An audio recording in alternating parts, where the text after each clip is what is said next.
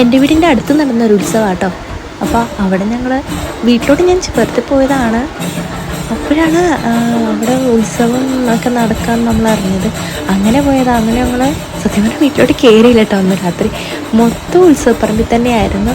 അപ്പോൾ അച്ഛനും മോളും കൂടെ ചിങ്കാരിമേളം കളി എന്ന് വെച്ചാൽ ആസ്വദിക്കുക കേട്ടോ. അവൾ ആദ്യമായിട്ടല്ലേ ഇത് കാണുന്നേ. അപ്പോൾ അങ്ങനെ ആനയും എല്ലാം ഉണ്ടായിരുന്നു.